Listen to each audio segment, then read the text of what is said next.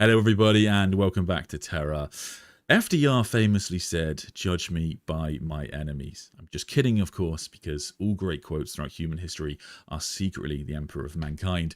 But the quote is very relevant for today because we are talking about Constantin Valdor. This is the only King in Yellow alert I'm going to put on the screen today, but it is very relevant, more than ever, in fact, because the entire stream is going to be about the King in Yellow. And the reason for that is because I am joined for the first time by my editor, Ben. Say hi, Ben. Hello. And Ben has been helping me with a bunch of stuff for the channel, and he's also been getting more into 40K. And like when I said to him, like, what kind of topic do you want to talk about? You said, we've not really talked about the King in Yellow very much. So no, you don't really talk about the character. It's kind of a shame. So I think that, yeah. I mean, you know who the King in Yellow is, right? Yes. But you have heard of the character? He comes up from time to time on the channel, indeed. And I was thinking, because it kind of went that you were getting into 40K, you read Eisenhorn. Yeah. Good place to start. So I started reading the books so that I could get to Bequin, because I knew that the third book was going to come out maybe at some point, allegedly. Yeah. So I started with Eisenhorn, and then I did Ravenor, and then I did Bequin. Yeah. So now I'm caught up. Well, I'm still going through Magos, but yeah. And what's kind of weird about that is that, because the reason everybody recommends Eisenhorn to start with is because it is such a good kind of like beginner's story. It's like a fantastic beginner's book to kind of introduce you to so many aspects across the setting. And Ravenor, again, great introduction. And these things are relatively low level for 40K. They're not supposed to be galaxy defining. In the Moloch and the Ravenor series, he's like a mass murderer. This is not worth his time. And then you get to Bequin and things go fucking crazy. Yeah. And we discover this big conspiracy. Well, we should say, I guess, Bequin 1, Pariah, that's kind of... Pariah is basically Warhammer 40K Civil War. It's Warhammer 40K where you've got Eisenhorn versus Ravenor. It's very exciting. You got everyone back into the series. And then we find out that what's been going on in the background is there's this massive figure, the ultimate puppet master called the King in Yellow, and everyone hates this guy. Everybody on the traitor side, everyone on the chaos side hates this guy. And you also love him, though. Yeah, true. And at the end of the second book, Penitent, we find out that the name of this King in Yellow character is Constantin Valdor. And in terms of deciding whether or not he's a good guy, we need to talk about who his enemies are, who his friends are, and who the people in the middle are, because it gets very tasty. There's going to be part of this stream where you will wonder, has Dan Abnett lost his mind? Like, what is he doing? And we all have that thought when we get to the King in Yellow lore. It is just genuinely crazy. Yes. Anything else to add before we get started, Ben? Yeah, I'm curious. Where would you be on the list? Would you be a friend or an enemy of the King in Yellow? Oh, I back Valdor all day, every day. Yes, because... Yeah, I know Dan Abnett's You're a believer. We'll talk about my theory for the King in Yellow towards the end of the stream, and we'll talk about why I think he's doing what I think he's doing. But yes, I'm definitely going to back him because he's a custodian. Custodians are always good guys. At least they would appear to be good guys if you compare them to the Cognite. So this is the first quote we need to look at today. So, the king is all-powerful. We have helped him every step of the way, but he has used us up. He has stripped us of every asset, every secret. He no longer needs us. We presumed he would honor the ancient debt he owes to us, that he would respect our centuries of toil on his behalf, that he would, as befit the magnanimity of a king, keep us close and reward our loyalty by sharing his power with us. This he promised. He comes close to fruition. The city of dust is built and his hosts assembled. The hour of his triumph is upon us. The universe that you know and that I know is about to change forever. But he has reneged. He keeps all power to himself, all authority and command, all secrets and instruments of transmutation, all reigns of hardness of all that's a hard word to say. All reigns of and hardness of pandemonium. He shuts us out. We are of little further use. So this should make you feel sorry for the character until you remember it's the Cognite we're talking about here. The Cognite, in short, are the dark side of the counter to the Inquisition. They are ancient enemies of the Emperor of Mankind. It is said the Cognite have been around for tens of thousands of years, long before the Emperor became the Emperor, and this group still uses, there's still a group that uses that name, the Cognite, and this is where the actions of Constantin Valdor as the King in Yellow immediately, for me, start to make sense. Going into the first two trilogies, so the Eisenhorn and Ravenor trilogy, I knew that it was all leading up to Bequin. And like straight away in the first Eisenhorn book, when Bequin is introduced as a character, I was able to go, aha, that's the first seed planted. Because I knew that the trilogy was named after this character, the Bequin trilogy. So I think that these two trilogies did a really good job of showcasing just how powerful the Cognite are. And the crazy thing about the Cognite is they are an organization, but it is designed in a way where everybody and all the agents can act on their own individually and yet be a serious threat to the Imperium. And for the most part, if you look at both trilogies, whether it be the Glaw family or Zygmunt Moloch in Ravenor, these are people that are pretty much operating on their own. And especially in the case of Moloch in the Ravenor trilogy, they don't even always ally themselves or get along with other members of the Cognite. So the point I'm trying to make here is that reading these first two trilogies, it really showed me how powerful the Cognite were as a force. So then going into Bequin, they really get neutered and they get wiped out in not that much time at all. And that also goes to show, because they blame this on the King in Yellow. And tying that into your quote, they were an ally of the King in Yellow, but by this point in time, and I think there's another quote as well that says that the hour of the King in Yellow's triumph is at hand, the Cognite doesn't have any further use for him.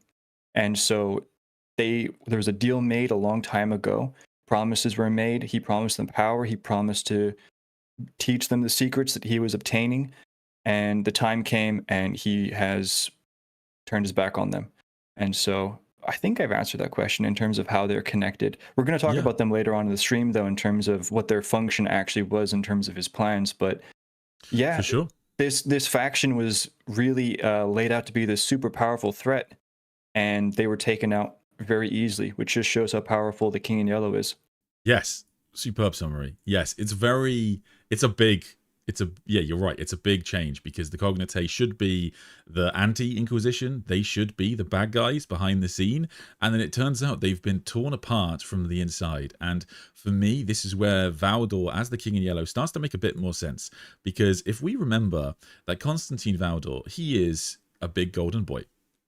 But he is also a custodian. And the custodians are infamous for their clandestine activities, in particular when it comes to infiltrating the Imperial Palace in what we see in the Blood Games, and of course when they leave the custodian guard and they become one of the eyes of the Emperor, should they notice themselves start to slow or kind of fail in their duties. And when they become the eyes of the Emperor, they go out and they form these huge networks of spies and informants to aid the custodians who are still on Terra. And in particular, it said they feed information back to the Captain General. Now, here's the thing. Constantin Valdor, the first of the 10,000, the greatest of the custodians, one of the premier members of the Imperium, as the best custodian, would be the best eye of the Emperor. And this kind of proves it, because you have to remember as well, this is kind of crazy to think, the Cognite have never met Valdor in person. So through his own agents, Valdor infiltrated the Dark Inquisition and brought them down from the inside. And that is metal as an accomplishment in 40K. That's pretty impressive. The fact that no one kind of saw this coming on the Chaos side of things is just sort of nuts. And he's done this through other people. Like, it's just absolutely crazy. And we know, for example, that there is a group of people who work directly under the King in Yellow called the Eight, who we don't know who they are. We don't know what the Eight means. We don't know why they're eight. It is speculated upon in the book. Is the Eight may be connected to 8 Primarchs or something like that? That's a genuine theory that could be around. But like, we don't know exactly how he's able to do all of this stuff. But it is crazy. It is such an insane thing that he is able to bring down such a powerful organization. And yeah, you're right. It's a big change. And I mentioned earlier that Eisenhorn and Ravenor relatively low stakes in as terms of 40k books can be, compared to Fall of Cadia or something. But then you find out that off screen Valdor has brought this down, and when we see Cognite in the Bequin series, we're seeing the remnants of them who now want revenge, basically. Yeah, I'll say as well, just real quick, that I think it's I think in the beginning it's the Inquisition that does a raid. I think it's Ravenor that leads it. But what's interesting is that Ravenor leads that raid on the Maison Dieu, I think they call it, which is like their kind of base of operations at the time, where they're raising these children, and we'll get into that. And yet the Cognite seem to blame the King in Yellow. So even though the Inquisition were involved, they are pretty confident that it was the King in Yellow to some extent. So yeah, no, you're absolutely spot on. And we're going to stick with Chaos enemies for the time being, as the most hated man in 40k, apparently, because he is also enemies, as you might expect, with not one, not two, perhaps even all traitor legions, but they don't even know who they're fighting against. So one of the most impactful scenes in the Bequin series for me, I'm sure you'll agree, Ben, is when Eisenhorn properly makes himself known to Beta Bequin and basically saves her from an Emperor's Children legionary, because he's Eisenhorn. He's just cool. He's just cool. He's just a cool guy. And so, yeah, we do know that the Emperor's Children, who do appear in the Eisenhorn series as well, they are, of course, opposed to the King in Yellow as well. So access to the King in Yellow's extant bastion has long been desired by the children. You have provided us with it. Within just hours of knowing you, Bequin, sweet Mamselle Bequin, you have already performed an extraordinary service for us.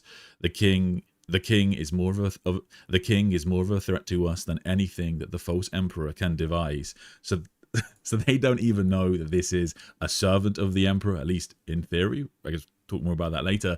But the fact that they're talking, that's the level that we're talking about here. They're not talking about the High Lords of Terror. This is before Gilliman has come back, we should say.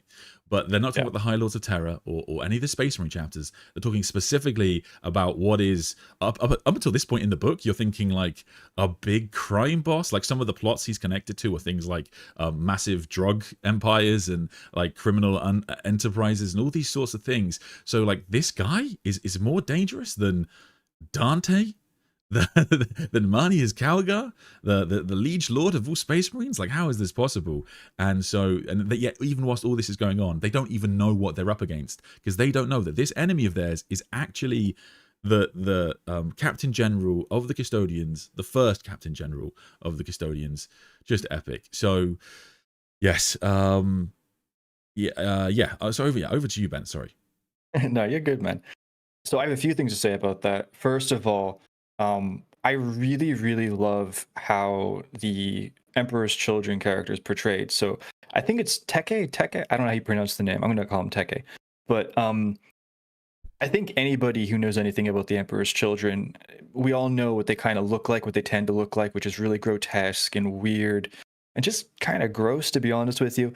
I'd say like after the Death Guard, I would say they're like probably like up there in terms of how gross they appear. And yet Teke is golden. He's a golden boy in a way. And he's got the golden eyes. He's got the flowers. He's got the really, really cool swords with the ribbons that form the two swords. And it's all a mirage and an illusion that's actually shown in the book. Bequin has this special spyglass that she gets, and she's able to actually, if she looks at him with the spyglass, she can see what his true form is. And it actually causes her to break the spyglass, because I think that the book says that it's what she sees is neither beautiful or smiling. But I really love that clash where you have an Emperor's Children that kind of looks beautiful in a way. And I think that also kind of connects with that more tempting side of Slaanesh in a way, because we can imagine Slaanesh. It's like, why would anybody want to join Slaanesh with all these gross tentacles and the weird stuff? And yet Slaanesh is also, I guess, connected to that kind of beauty. So I really like that, first of all. I just wanted to point that out there. But another thing that I think that's really important that I picked up on is that another thing about the Emperor's Children is that they don't really focus on anything. In the Horus Heresy, they just go off, they do their own thing. Fulgrim goes off and does his own thing. He has to get convinced to come back. And then even in the Siege of Terra, they well, we won't go into what they did, but they didn't do what they were supposed to do, right? And yet here we have an emperor's children who actually has a plan, who's actually got a mission, and they're taking this serious. So I view this as the King in Yellow is enough of a threat for the emperor's children of all factions to actually focus and try and be serious for a change, which I think is really crazy for that faction. No, that's a good point. That yes, they often aren't focused in that goal in their goals very much. So yes, maybe with the new Fulgrim book, now Fulgrim's back. Supposedly he wants to try and be a new emperor, and he's kind of bringing all the Legion under his heel. But yeah, I'll believe it when I see it. Anyway, next, of course, we've got multiple traitor legions to get through. And after the Emperor's Children, we've got to talk about the Word Bearers, who are relatively prominent in this series because they're also sort of behind the ecclesiarchy. I'll leave it to you to explain more about that in a second, Ben. But yes, the Word Bearers also fascinated with the King in Yellow. Their home demon world of Sortarius is brought up in the series as well, because this is supposedly one of the parts of the Warp or Eye of Terror where the King in Yellow may have raided at some point, may have delved into there or seeks to delve into there to gain more knowledge, and potentially the theory is find the true name of the Emperor of Mankind. So yes, the Word Bearers are definitely concerned about the King in Yellow, and they are hoping to either bring him down or enter his court. I think is actually one of the other options for them, because no one really understands who are the high-ranking generals within his army. Yeah, so I'll give you some context for anybody who hasn't read the book to kind of explain what's going on here. So in the first book, Pariah, Bequin is captured, and she's effectively sold to the ecclesiarchy. And they take her to this great, massive cathedral, which I believe is actually named after a character called Orpheus, which turns out to be another name for the King in Yellow.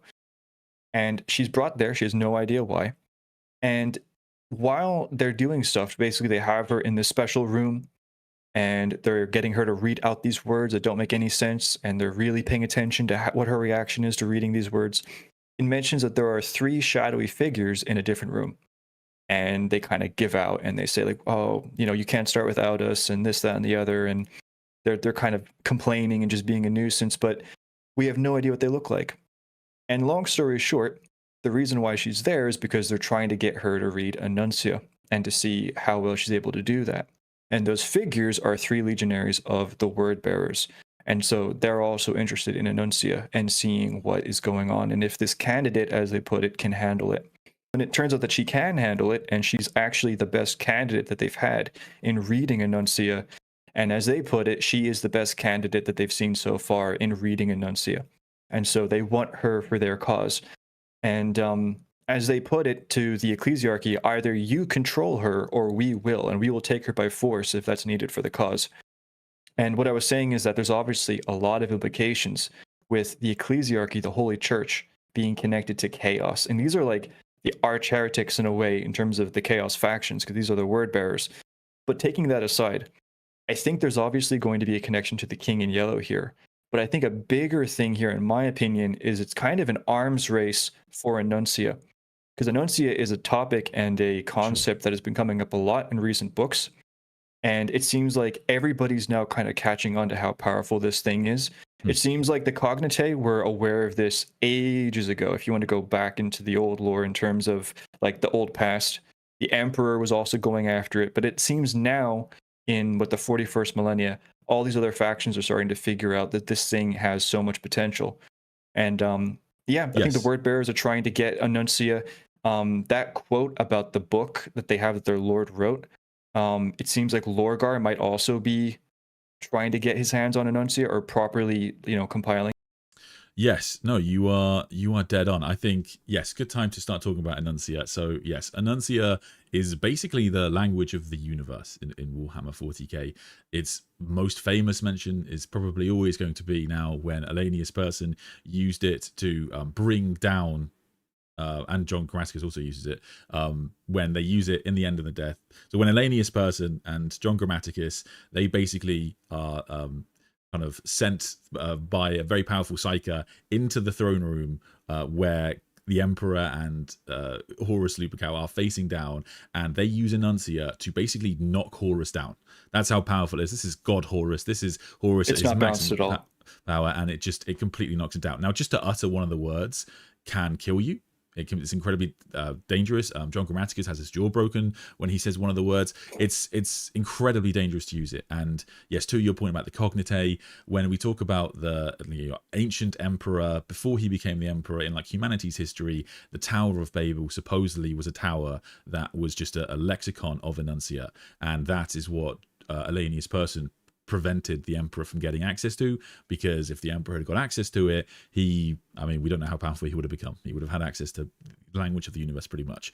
So it is incredibly powerful, but not everyone can utter the words. So it's kind of, that's its only limiter really, but that's why the word bearers are interested in finding people who can utter the words. That is why Constantin Valdor, the King in Yellow, appears to be trying to cultivate these vessels, which we'll talk more about later, because they can utter the words. And in particular, if you know enough of the words, then perhaps, as I mentioned earlier, you can maybe find the true name of the Emperor of Mankind. And names in 40k wield tremendous power. So if you know the Emperor's name, that in theory would mean that you could control the Emperor or use his power or do something catastrophic. So, or perhaps even free him from his torment on the Golden Throne. All kinds of crazy theories abound. You also mentioned Orpheus, which is a good thing to mention as well. So Orpheus in Dan Abnett's writing is a reference to the idea basically of ignoring the Imperium and the traitor forces and focusing on chaos, and that's where it comes up for the Alpha Legion in particular during the Horus Heresy and the Siege of Terra. So again, the fact that word is there are so many links between this series and the End of the Death series. So it's kind of a mad that he sprinkles so much stuff between the two of them. Sometimes it can get confusing, because he just uses the same words and things might seem bigger than they are. But certainly Orpheus is a term that comes up a lot. So it's, the Basilica St. Orpheus is the big one. But that actually leads us quite nicely onto the Alpha Legion. So in particular, Alfarius himself, allegedly. Most likely not Alfarius, but certainly an Alpha Legionnaire is... He did say he was Alfarius, but they always say they're Alfarius. So, yes, there is definitely an Alpha Legionnaire in the series called Deathrow, and he is basically hired by Eisenhorn, and he's kind of used to spy on Beta Bequin, and ultimately will go on to save her. And Deathrow is a character who Dad Abnett has basically hinted or implied is going to be Ingo Peck, the captain, the first captain of the Alpha Legion from the Horus Heresy and the Siege of Terra. This does fit very well with the series, because the last time we see Ingo Peck, he is trapped basically by a mine under the Imperial Palace, where John Grammaticus and co. leave him. So the idea that he has gotten out and he's either... like in this book, because he's working with Eisenhorn, he's put opposite the King in Yellow, but I do wonder whether this is classic Alpha Legion shenanigans and he is actually Valdor's man on the inside. So yeah, we still don't really know who Deathrow is, but likely there's a big Alpha Legion plot afoot, which is pretty exciting. So I think when I read the two books that are out at the moment, I feel like there's a few different times where Dan Abnett is kind of just teasing us. Like, for example, there's a few different mentions of the Lost Primarchs.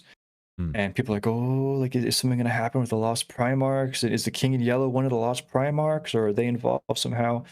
And I feel like Deathrow and the whole Alfarius thing is kind of a nod to that, because yes, it is a meme that the Alpha Legion will say, I am Alfarius, and you have no idea who Alfarius actually is. But what really struck me is kind of how this character is portrayed, where when the character says, I am Alfarius, and maybe this is a little naive, it does seem like there's a little bit of weight to it in the writing. But another thing as well that caught my eye was in Penitent, the second book, near the end of the book, Bequin, when she's asked, I think she's asked a question about Deathrow, like, why is he doing this, or why would he do that? She straight up says, because he is Alfarius. And if you're reading it on the Kindle, there's a feature where you can see lines where people have highlighted a lot. And that line is highlighted quite a lot, where she says, because he is Alfarius. So I would personally love it if the character is Alfarius, and that's a conversation that you can have for quite a while. And there's like all kinds of theories, because for example, right, one of the big things I've seen people say where they don't think it would be Alfarius is that he does fight, the character fights against other, I guess, augmented human characters. Oh, did my camera die? I think I'm frozen. No, we're good. Yeah, you froze for a bit. Okay, you're back now. Okay. Yeah. No, we're good. And then he fights Seke, which is the Emperor's children, Astartes. And people say that if it was actually Alfarius, that he would wipe the floor with Teke, which is a really valid point. So I don't really know. Could it be Ingopek? Maybe. I don't really know. I just think it would be cool if it was Alfarius. You know, we have so many, well, not actually so many, but we have a few different candidates as to who Alfarius or Omegon could be. I think it would be cool if it would be Deathrow. But anyway, sorry, in terms of the whole King in Yellow thing, somebody made a point, and I thought it was a good point. Who knows what Alfarius is doing? But out of all the threats in the Imperium, wouldn't the King in Yellow be a threat worthy of drawing the actual Alfarius out of the shadows to get involved? That's what I'm kind of wondering as well, to be honest with you. If you have Alfarius or Omegon, whichever one it is, and they discover the King in Yellow and what's going on, wouldn't that be a threat worthy enough to actually get them involved? And I'm curious what the chat thinks and what you think as well, Ed. The main reasons I think he's likely to be Ingopek, so Dan Abnett has kind of hinted that it is Ingopek, I think, in person. Admittedly, that's a boring answer, but it's kind of relevant, I guess. So in terms of actual lore, Orpheus is the other one. So Ingopek is activated with Orpheus when he's found by Acte.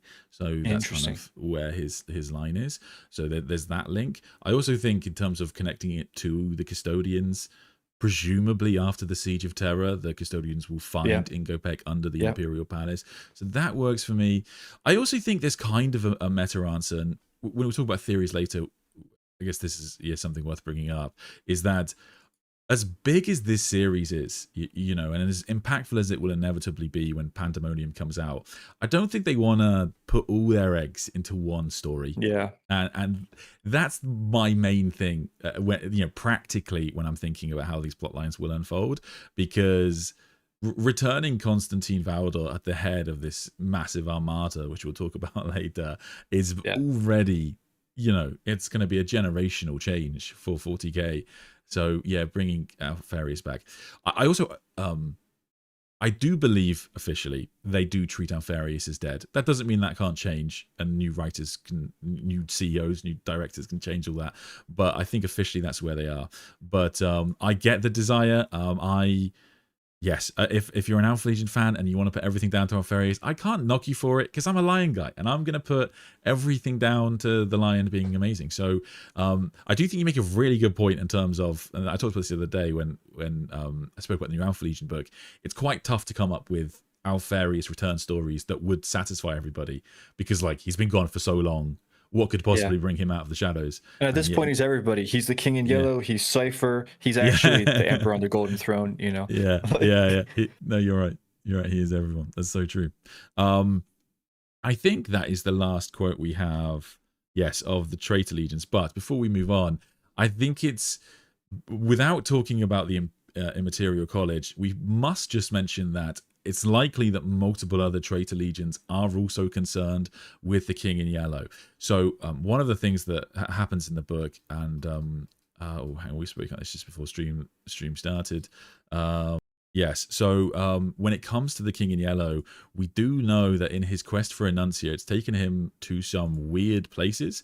So I believe that the King has spent many decades extending his reach into and control over extimate space. He is gaining access by diverse and indirect means to the Immaterium. There are various places within the inconstancy of the warp where the word might be found, such as a place called the Planet of the Sorcerers, a place called Echolalia, a place called Sicarus, a place called Grammatica, other demon worlds besides, also a place known as the Black Library. So Constantin Valdor has supposedly, or the King in Yellow has been at least searching in like very nefarious places for something. hypothesized in the book to be the true name of the emperor. And the planet of the sorcerer is mentioned, which is the world of the Thousand Suns, and Sakaris is mentioned, which is the world of the word bearers, two places where you would assume there is a lot of knowledge about the Imperium and chaos and all of that good stuff. The other two worlds that are mentioned are just things, either like I think one of them might be a joke. One is Echolalia. I don't think that has any reference in 40k that I know of. The other is called Grammatica, which I think is likely a Dan Abnett joke about John Grammaticus. Perhaps it's the world where John Grammaticus will ultimately go and die, or something like that. But yes, presumably there are these other kind of demon worlds that King Yellow has kind of raided, and he's going after knowledge there, as well as the Black Library. And you know, famously, if you've ever read the Araman series, you'll know it's very difficult to get into the Black Library and get the knowledge there within. So I can't imagine he's been successful, but I do love the idea that Valdor snuck onto the planet of the sorcerers and somehow, you know, stole some books and, you know, made it out of that. I think that works quite well. Yes. Any other theories there, Ben? I actually have a question for you. So going back to the name Orpheus, it's mentioned in the books that Orpheus used the powers of heaven and hell to defeat both, or to conquer both, or whatever. And that's kind of what's going on here with the King in Yellow, with him using the good demons against the warp. Yeah. And so what you were just saying about him potentially raiding these different areas for secret or forbidden knowledge, it's great, but it also brings up an interesting question, which is that it's kind of a known trope or reoccurring trope in Warhammer, where there are people who are good or have good intentions, and they think that they can control the warp, or they think they can control chaos, and then inevitably they can't, and it either gets the better of them, or they either try to join chaos, or they become manipulated and deceived. So my question for you, and I'm asking this out of curiosity, and I'm interested to see what the chat would say as well. If Valdor, or the King in Yellow, is dabbling in these kinds of powers, do you think it actually is possible for this character to have found a way to do this without being influenced or corrupted? Or do you think there is bound to be some form of corruption at some point? That is a great question. So there's an official answer, and then there's like the you know, exception to the rule.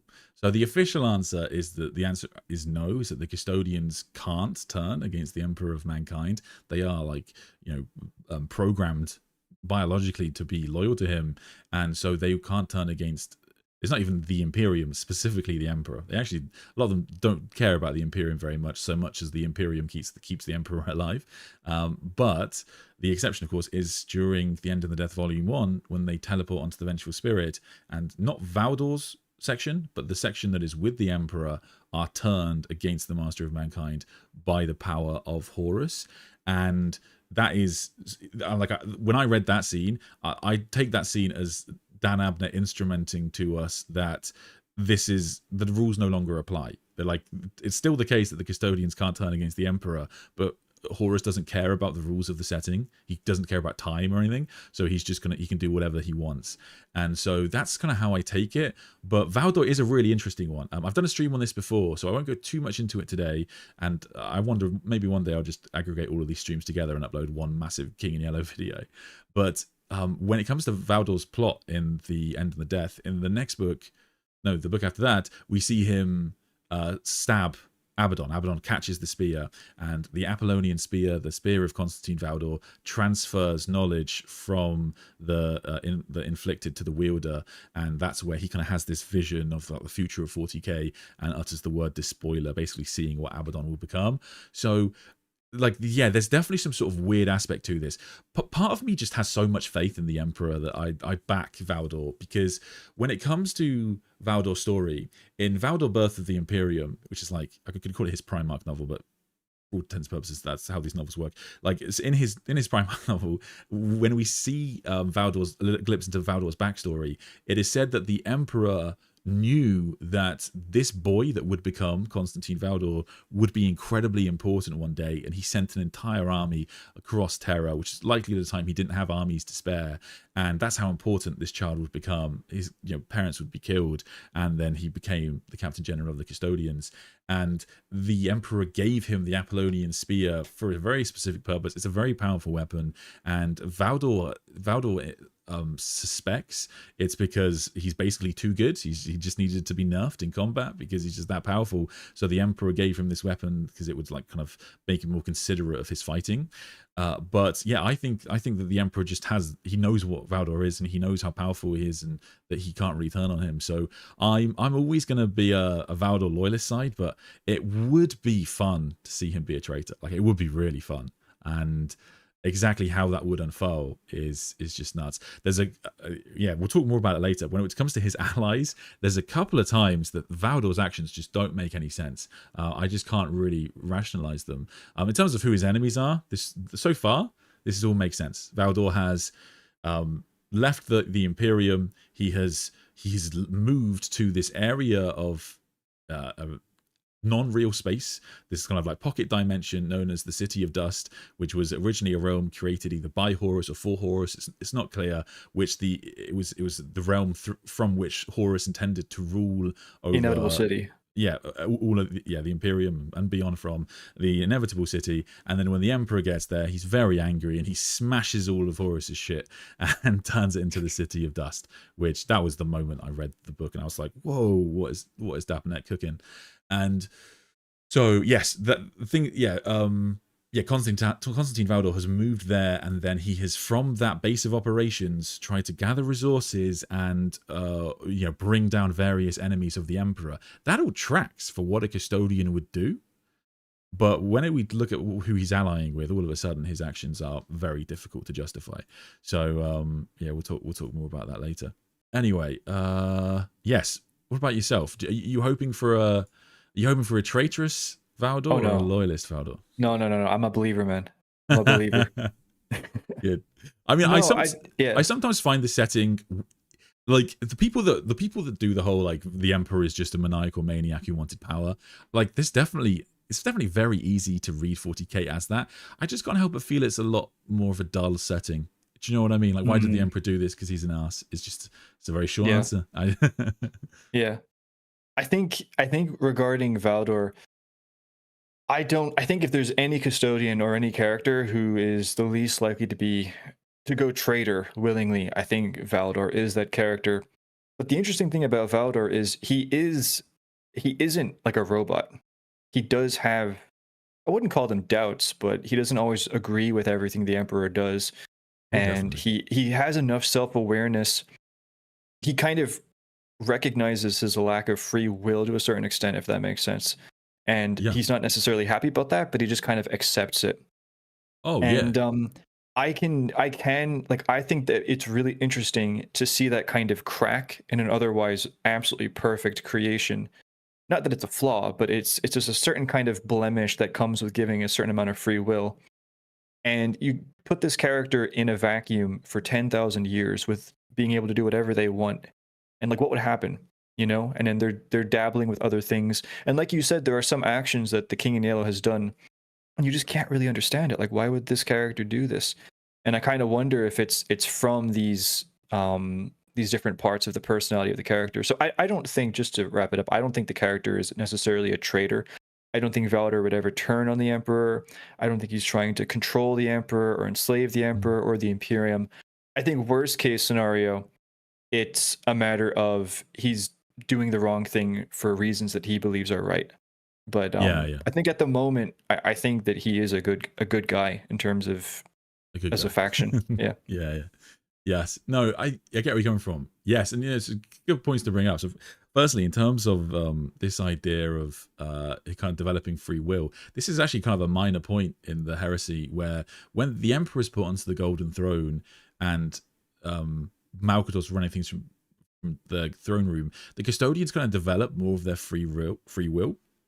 Because Valdor talks about this, the Emperor is constantly in their head to the degree that when he returns to the Golden Throne, he's kind of like silent.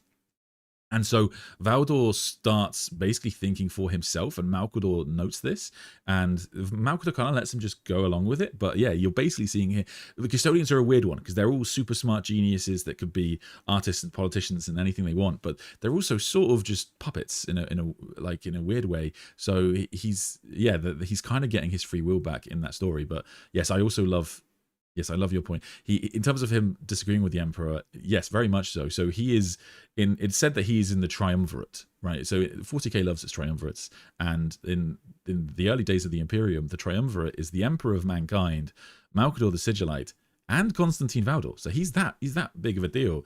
And not only does Valdor disagree with the Emperor, but he also has no problem saying "I told you so." So, like, you know, it's said that all of the companions of the Emperor said not to go ahead with the Primarch project, and they all recommended against it. He did it anyway. But hilariously, Valdor brings this up in the Heresy, and he's like, "I said this would go badly. I said this wouldn't work." It's just pretty funny.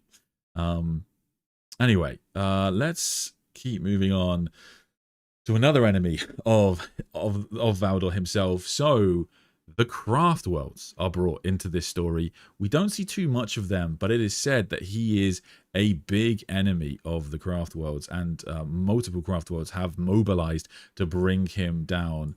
So the envoys communicated to me that their kind has become increasingly aware of the king's activities over the last few years. Their concerns have grown to the point where they have classified him Ionic Kalas, which means an object that must be vanquished, what we might term a priority alpha threat. They have tracked him to this quadrant and have begun operations against him, but they hoped, it is clear to me, that we would deal with it. So what's your thoughts? Why are the Craftworlds so concerned with Valdor from what we know? Well, I'm going to be honest with you, man. As a good citizen of the Imperium, I'm not quite the Eldar enjoyer. I'm not really too big on their lore. Like, I know their lore, but like in terms of like there's them specifically when it comes to Valdor, like I don't necessarily know. I think to a certain extent, this is a character who, regardless of if it's, you know, good motivations or not, he's going to change the setting drastically. And I think that the Eldar have experienced enough setting changing events where they don't need any more. And so I think either they know more than we do and they see more implications than we do, and that's enough for them, or it's enough for them to know that this guy is messing with things that are probably going to be bad for us. What I will say, though, is, especially having read Ravenor, I have always found it kind of odd, the character's connection with the Eldar. They never really go into it, they never really explain it, but so the reason why that quote is even there is because in the second Bequin book, it's revealed that Ravenor has been having meetings with, I guess, representatives of these Craftworlds, and he's trying to negotiate and trying to delay them going in and attacking the King's Realm or trying to get into it. And as he says, like, they were literally going to go in tomorrow, and he tried to get them to stall for a month, and then they gave him a week. And it's pointed out, and I think it's worth mentioning, I know this isn't quite to do with the King in Yellow, but I think it's worth mentioning, Eisenhorn is a character who's really interesting because he is somebody who is doing his best to do the right thing, and yet he is viewed by some as a heretic because of the way he goes about doing that. And Ravenor is somebody who judges him for his methods. And yet Ravenor is a character who is consorting with Xenos and is kind of, you know, he doesn't just consort with them, but he kind of talks nicely about them, and he's like, you know, they have their ways and they have their things and all that, which is kind of hypocritical for the character. So I just kind of wanted to point that out. I think that's a really interesting dynamic with Ravenor and the Eldar. But in terms of the Eldar, I think it's great and interesting that they don't want to go to war with humanity. They know that if they just go in and they attack, that the humans that are there are not going to know what's going on. The Imperium is not going to know what's going on. And all they're going to see is 5 massive Craftworlds attacking an Imperium location. And that would cause a war. And I think regardless of who would win that, yes, I think the Eldar are smart. Yeah. Just to clarify there, that's because they don't know they don't know how to get to the City of Dust at that point. Yes. So they're attacking an Imperial world and Queen map. Yes. So thank you for clarifying. Yes, they don't. They just know that it's to do with that area, and that everything that seems to be the nexus of where everything is happening. Yes. Yes. Yes. But do you have any thoughts, actually? Because like I said, I'm not super massive into the Eldar stuff, apart from the kind of overlying basic stuff. So if you could educate me, that'd be awesome. If you have any theories or thoughts. Yeah, well, the Eldar, because it's the Inquisition, we do get various appearances of the Eldar throughout Eisenhorn and Ravenor, and they are, you know, loose allies at times to the Imperium, of course, as we know. And it looks, again, the way Dan Abnett's using them in this series is to elevate the threat of the King in Yellow. So we have 5 major craft worlds. So we have Elterhek, Ulthwé, Niatho, Alatok, and Oln Tarn, and they have formed what is said to be an unprecedented peacetime assembly and are converging on the Sancor system. So this is, I think the main purpose of this book is that we are seeing, I think the main purpose of the Eldar in this book is just to see like how it's not just humanity, it's everyone that is obsessed with this King in Yellow, because it's what we were talking about earlier, this idea of at this point in the series, it's said to be the King in Yellow is reaching his peak. And by the time we get to the end of Bequin Penitent and Bequin gets an insight into what it looks like in the City of Dust, we can see that there is a war going on somewhere in the distance. And so it might be the Craftworlders who have made their way into the City of Dust and are now engaging with Valdor's forces. It might be one of the traitor legions. We don't know yet. But it's, certainly they're massively concerned, which is just... I mean, it's just cool. I think that's kind of the way I take this. Well, just for context, because I hear a craft world and like I can imagine that's big, but like how much of a scale is that? How big is a craft world? You know, when they throw around, the term 5 craft worlds, look, what are we talking about? How big is that? And like that's something I'm asking, and maybe some people in the chat would be interested as well. Like when they say there are 5 craft worlds, how large of a force are we talking? Like what kind of potential in terms of combat and damage could they do? So they are when it's craft world, it is supposed to be an entire people's, and so each one of those craft worlds is significantly more powerful than like almost any world in the Imperium. It does, to be fair, it does vary, and there are going to be some references to smaller craft worlds. Like the Black Library itself, I think, is said to be very small for a craft world.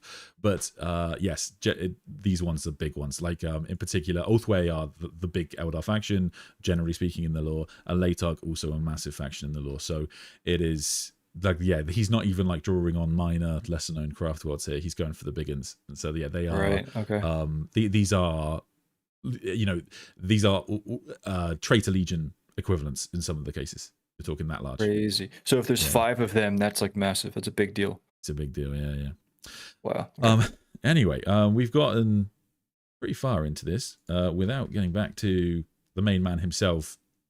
So we have to talk about, I guess we can talk about Eisenhorn and Ravenor together. So I mentioned this earlier.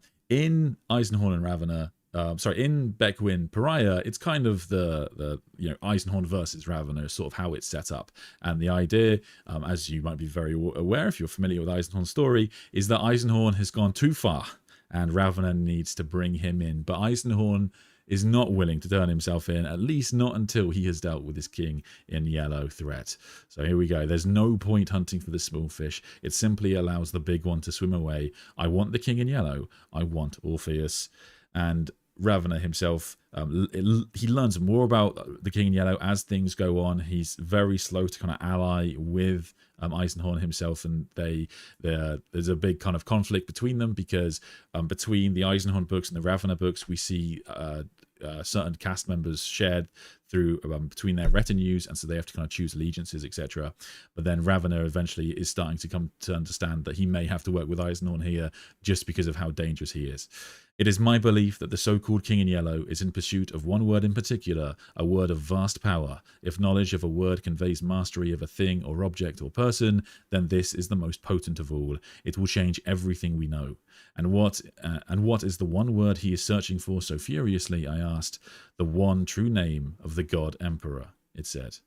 Sorry, the reason it says it is because Ravenor is quite often referred to as the Chair, which is, I don't think, the most progressive writing in 40k, but it is kind of funny, to be honest with you. So, yes, Eisenhorn and Ravenor are both desperate to bring him down. He is by far the biggest threat they have faced in either of their series, and if they can bring him down, I mean, maybe even all will be forgiven. Who knows? Ben, where do you want to start off? Yeah, I guess I just want to say really quickly that, like I said, I read those first 2 trilogies to get to this point, and it really felt like a payoff because I was really able to appreciate moments with these characters.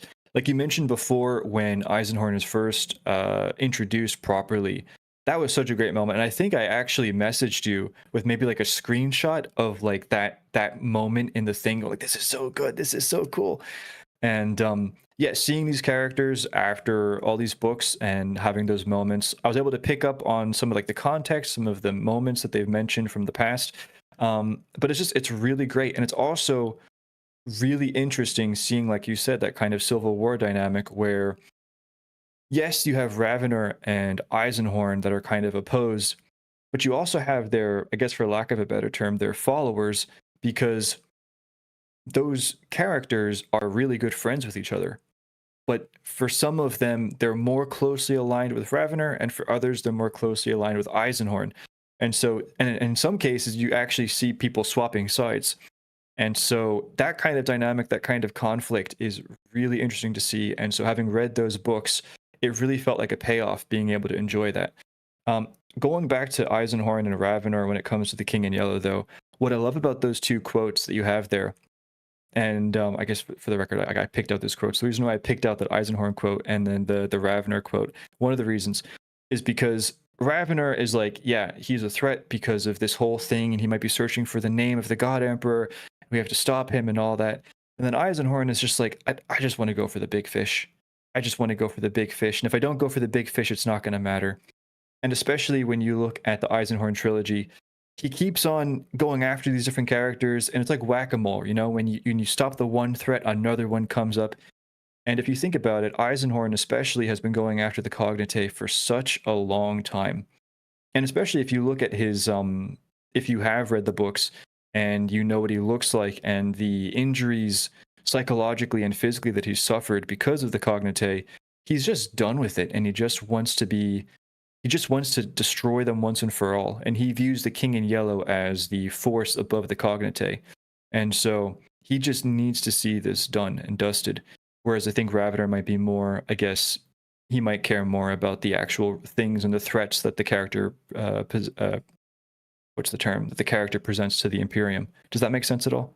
Yes, I guess for the purposes of this stream, yeah, in terms of like the threat that they pose to Constantin Valdor here, it gets quite funny at this point if you really think about it, because you know, Inquisitors are often thought of to be these powerhouses of the setting, and they definitely are at times. You know, Exterminatus is no joke, but as you know, Eisenhorn is by no means the most powerful person in his books. He's very rarely that. He normally wins because he's a plucky character and leads his retinue very well, and normally through grit wins the day.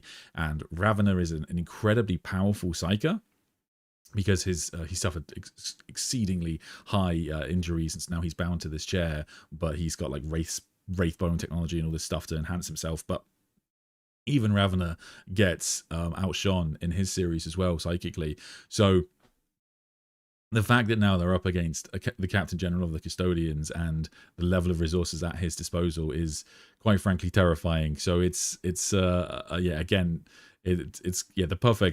perfect way just to really set into your mind just how much of a danger this is going to be. Together as well, because they do have that rivalry and that kind of enmity and the grudges, but it's enough of a threat to where they have to actually put that aside, which kind of shows just how big of a deal we're looking at. No, for sure. And then I think this might be the final foe we're going to talk about before we get onto the allies. We need to talk about the Immaterial College. So I'm hesitant to even say the name because it might summon them, but this is where we get to the point where Dan Abnett may have lost his mind. So the I guess I'll hand it over to you to see how you've taken it, Ben. What is the Immaterial College? Yeah, every time you say that, I flinch because I'm expecting my camera to turn off or the audio to go again. You gotta be careful when you use words like that. Yes. So first of all, when I read the book and I came across that, I had no idea that even was a thing. You know, like some things like I knew about the death row Alfarius kind of thing. I had. I should say this is a new thing. This is Dan Abnett. Yeah. But like for example, like other lore channels like that have covered things. Like for example, if anybody knows Wolflord Rowe. I had like heard him talk about the excerpt where Teke fights Death Row, and then there's the whole like I am Alfarius reveal. So like I knew some things going into these two books. I had no idea about the Immaterial College, and so when I see these characters, my brain is broken. And I kid you not, I think because I think I was reading it at nighttime before I would go to bed. And I think the next day I would just kind of walk around the house, just like what is this? Like, how does this make any sense? What is going on? And it seems almost canon breaking where these are characters. I mean, okay, I guess I'll just say it, right? So you have these 6 characters that appear. You have, and this is a really great team up. You have a Dark Angel, you have an Iron Warrior, an Iron Hand, a Raven Guard, a Night Lord, and you've got a Thousand Sun. There you go. And did I say the Dark Angel? You did. You did. Yes. Okay, there you go. Anyway, so you have a mix of traitors. Yeah, sorry. I should say, just because it's if you like horror fans, this is a very scary scene. Like they don't really because basically they are summoned by saying the words the Immaterial College, and all of a sudden you start hearing like knocks at the door and under the floor, and they start trying to get through to you. So you have they like appear out of the warp. These 6 random Space Marines. They're pretty terrifying. It's awesome. It's awesome, but it's terrifying. So yeah, you're right to mention the whole summoning thing, because when they're first introduced, it's more in a kind of like a supernatural, spiritual type of sense, where they are like in a spiritual form. And then it's only later on in that book where they actually kind of, I guess you could say, like manifest or appear in their physical forms. And we're going to get to this later on in terms of like what the Grails are and stuff like that. But they actually fight against the forces of the King in Yellow. And they're fairly effective as well. And they actually do a good job. And it's also, there's a lot of rule of cool stuff. Like the Raven Guard has wings of feathers. The Night Lord has wings of glowing bones. I think the Iron Hand has like a trident, which is awesome, and it talks about how the Dark Angel has this massive executioner sword, and it's just sick, man. It's just the rule of cool pushed to the max, and I'm all for it. Yes, they are pretty scary. It's mainly the Thousand Sun who they talk to, but this is where the quotes get a little bit weird, because as you can see, it says here that that there's few of us that remain, but our bond is ancient. It was born from the ashes of Istvan. However, just to reiterate, this includes a Dark Angel, a Thousand Sun. So not everybody in this list was there at Istvan. So this is Dan Abnett, I think, deliberately trying to confuse us, trying to like keep us on our toes, because this doesn't make sense as Lord. Like they're not all survivors of Istvan. That can't be what they are. Maybe that was like the genesis of them, and it's gone further. But yeah, maybe they were like betrayed Space Marines or something like that. But yeah, there's some unifying thing here to all of these legions that is really not clear. We don't know why they're all on the same side, and they are. It kind of hints that maybe they once served the King in Yellow, but now they refer to him as the Tyrant, and so they're very much opposed to him. And when they first say the phrase Immaterial College, and they come, that they're trying to kill Bequin and Beta Bequin and co. But later on, she does summon them kind of for defense against Valdor's kind of Grail warriors. So they're a real wild card, and I suspect they've got a bigger part to play in the final book. But yeah, this is just madness. It's just it makes no sense. It's kind of scary in the book. It's like a horror scene, but yeah, I love it. We also don't know how old they are. Like, are they from the heresy, or are they a lot younger? There's like, because it makes a point of talking about, I think it's the Iron Hand. I don't remember exactly, but just how the face was really ancient and had seen like centuries or however long a period of time of war and suffering. So, especially if they're mentioning Istvan, are these characters that maybe were even from Istvan, which would be crazy? Or is this like a kind of like a lineage thing where there's like a war band, or there's this group and it's been a tradition formed or an order formed from whatever happened at Istvan, and they've been recruiting or I guess creating Marines perhaps ever since? We don't know. But no, I would like to see, because that's another interesting thing, right? Going into Bequin 3, everybody is poised to enter the realm of the King in Yellow, and that seems to be where all the focus is. But I would like some answers on who these characters are and what's going on, and they probably will show up as well. Yeah, at some point. My suspicion is that it's kind of, yeah, like I said earlier, they're like the betrayed or something like that. It's like they were born on Istvan, so you've got an Iron Hand there, and then you probably a Raven Guard, and then you probably had others as well. And then because you've got 1,000 Sun, the 1,000 Suns were sort of betrayed by the Space Wolves from their point of view, and then perhaps you had a Loyalist Night Lord, a Loyalist Iron Warrior who were betrayed, and of course the Dark Angels. Half of them were betrayed by, depending on how you view it, yes, the Luther or the Lion. So perhaps that's the unifying factor. I could see something like that, but yes, I am spitballing here. It's one of those things we can only tell you so much about them because you are really like razzing through big factions at play in this novel, and there's only so much that we know about them as to what they're doing at this point in time, because of course most of the book is focused on Beta Bequin. So unless she sees it, we just don't really know. But from her point of view, these are very terrifying monsters who are kind of clawing out of the nether realm to come and destroy her. So it's pretty scary. I will actually ask, because I when I was rereading that section today, it does say that the Dark Angel is wearing green robes. And I know it can be like a little bit kind of tricky, but I've always been under the impression that the Dark Angels mainly wore black and red during the Horus Heresy. Very true. So is that an indication, if this character is wearing green, that this is a character who's after Horus Heresy? Like, would that be an indication of that? Because like if it was black and red, would that be like a clear sign that this is like a member of the Fallen, for example, or something like that? Yeah. Great question. So most likely it means he comes from after the Horus Heresy. However, it is said that to the latter stages of the Great Crusade, the Lion did allow, I think it's some of the Terran sons to start adorning green upon their armor, and then eventually that would be adopted pretty wholesale. So it could work either way, but yes, you are right, it most likely suggests that. So perhaps they recruited him over the last 10,000 years. Not impossible. Beta Bequin, she is a clone. She's a blank who's a clone. So blanks in Warhammer 40K, if you're very unfamiliar, are people who are born with a negative reflection in the warp. So not just people without souls, but literally something negative. And so they are disgusting to you or I. You'd be repulsed by them. And Bequin is a major character in Eisenhorn series, and he finds her right at the start of the first book, and then ends up forming a whole blank organization basically around her.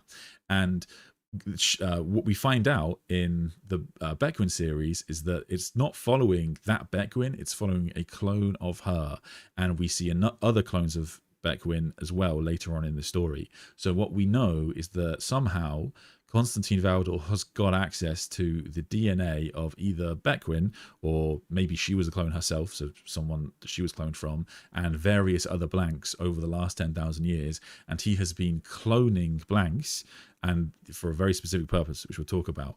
And so we know that Beta which is because she's called Beta because she's Bequin too, basically. She was brought up in a school on Queen Mab, which basically was training her to ultimately go on one day serve the King in Yellow. But that's where she ends up, defiantly standing against him and joining Eisenhorn. So I am not his product. I said I used to think I understood my place in the world and the role that had been intended for me, but now I think I truly don't belong to anybody. My destiny is not fixed. I am not the King's, nor am I the Inquisition's, and I am certainly not yours.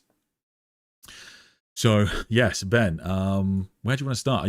Do you like Beta as a character? I guess first we'll say. And yeah, I mean, it was very weird because, like I said a while back, when I started reading Eisenhorn and Bequin, like the original Bequin was introduced there, I thought that this was going to be the Bequin in the Bequin trilogy. And then later on, when she is really badly injured and she's basically put into a coma and never really see her do anything again, it was kind of weird. So then going into the Bequin trilogy, yes, you know what? Yeah, you're right to bring that up. Sorry, let's talk about that for a second because it is weird. So Bequin is Eisenhorn's love interest basically in the story, and it's a very 40k relationship because they can't ever actually be together because as Eisenhorn is a psyker, merely being in her presence causes him physical pain, And then we find out in the Ravenor series that she's been injured, and now she's in this like back to tank, and eventually she'll be lost. She's just lost. You just lose Bequin. And they say she's dead in the Bequin trilogy. Like they refer to her as like she's dead. Yeah, but yeah, I mean, perhaps Valdor recovered her body or something, and that's how he got DNA. But that's where the series with Beta Bequin gets a bit weird, because she is also a clone of the woman that he loved. So it's a bit of a heartbreaking moment as well.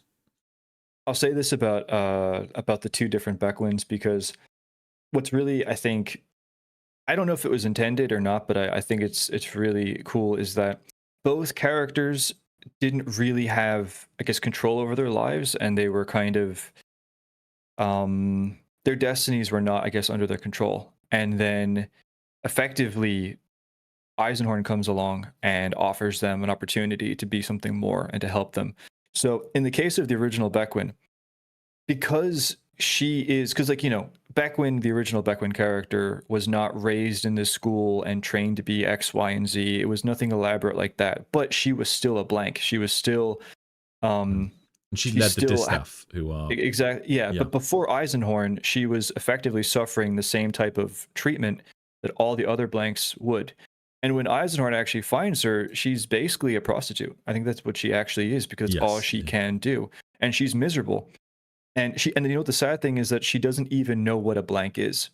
She doesn't actually know that she is a blank. And there's a moment in the first Eisenhorn book where Eisenhorn tells her that she's a blank, and she breaks down and she's sobbing. But then, because he offers that she can work with him, because he sees the values in having blanks with him, which he eventually expands in having a whole group of blanks under him, she develops as a character. Yeah, she develops as a character. She gains confidence, and she becomes a completely different person. And that kind of happens with Beta Bequin in the Bequin trilogy, where she's kind of groomed and she's raised for a specific purpose by this organization. Now she's told that they serve the Inquisition and the Holy Ordos. In reality, it actually is the Cognite. And so she's taught how to be a spy, how to infiltrate, how to take on other identities, stuff like that. So she is a character who has like a very, very wide and detailed range of skill sets. But she's also a character who, once she realizes, because her whole life, when she realizes her whole life is a lie, her main thing becomes, I want to be in charge of my own destiny, and I want to be in control of my life. And that quote that you have there is her actually talking to Teke, because Teke, and this goes for the Emperor's Children, this goes for the Ecclesiarchy and the Word Bearers, they see Beta and what she represents as a tool to be used. They see her as a product of the King in Yellow. It's like, oh, this is like one of the tools of the King in Yellow that he's misplaced and lost. Well, we can actually take advantage of that. So her main thing is, I'm sure she does actually care about stopping the King in Yellow and all of that, but I think her main thing is honestly just being in control of her life and gaining autonomy. And I think that's kind of what's going on there in terms of her. And then she's also aligned, of course, with Ravenor and Eisenhorn. So very, very interesting. And you mentioned as well that she's like the clone of... So original Bequin was Eisenhorn's love. And there's a moment in the first Bequin book where she's sitting in the massive basilica waiting to be, I guess, sent down to that chamber to read out the Enuncia. And she notices there's this weird looking dude sitting across from her who's really staring at her with this unreadable expression. And that turns out to actually be Eisenhorn, and his reaction to seeing this person who he had lost so long ago, that he had cared so deeply for. And as the reader, if you know that trilogy, you can actually kind of see what's going on here, and that's a very emotional moment. So anyway, I'm kind of going between different it's good things, but yeah. Yes. I think someone in chat brought up something I think pretty relevant about like the power of blanks and how does it vary. And Bequin gives us much more of an insight into that than I think we previously had in 40K.